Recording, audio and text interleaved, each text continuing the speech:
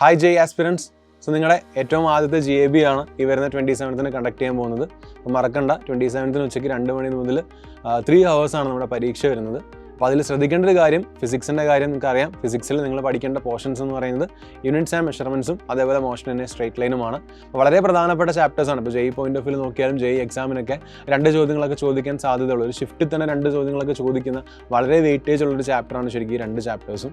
അപ്പോൾ അതിൽ തന്നെ ഇപ്പോൾ for example units and measurements എടുത്താൽ നിങ്ങൾ കൂടുതലായിട്ടും ഇപ്പം ഫസ്റ്റ് GAB ആയതുകൊണ്ട് 2 ചാപ്റ്റേഴ്സ് ഉള്ളൂ.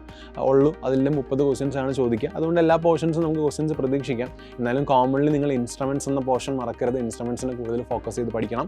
ഇൻസ്ട്രുമെൻറ്റ്സിൽ വെർനിയർ കാലിപ്പർ, സ്ക്രൂ ഗേജും അതിൻ്റെ എറർ അടക്കമുള്ള കണ്ടീഷൻസും കൃത്യമായിട്ട് പഠിക്കണം. അതേപോലെ എറേഴ്സ് എന്ന സെക്ഷൻ നോക്കണം. ഡയമെൻഷൻസും കാര്യങ്ങളൊക്കെ നിങ്ങൾ ഓൾറെഡി നോക്കുന്ന കൂട്ടത്തിൽ ഇതിനെ ഒരിക്കലും ഒരു സ്ട്രെസ്, അതായത് ഇപ്പോൾ പറഞ്ഞ പോലെ വെയിറ്റേജ് കുറയുന്ന രീതിയിൽ നോക്കാതിരിക്കുക. മാക്സിമം എറേഴ്സും ഇൻസ്ട്രുമെൻറ്റ്സും പ്രോപ്പറായിട്ട് തന്നെ നോക്കാൻ ശ്രമിക്കുക. മോഷനിനെ സ്ട്രേറ്റ് ലൈനിലേക്ക് വന്നു കഴിഞ്ഞാൽ ഇക്വേഷൻസ് ഓഫ് മോഷന് റിലേറ്റഡ് ആയിട്ടുള്ള ചോദ്യങ്ങൾ മസ്റ്റായിട്ട് ഉണ്ടാവും.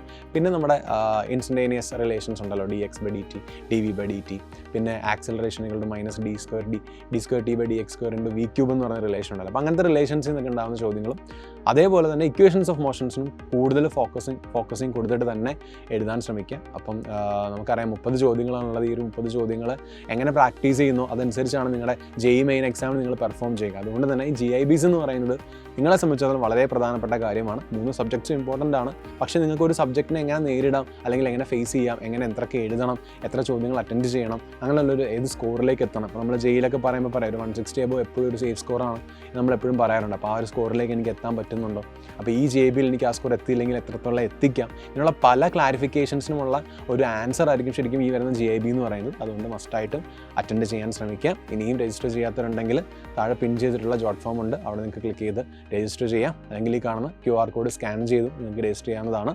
So all the best. Thank you so much.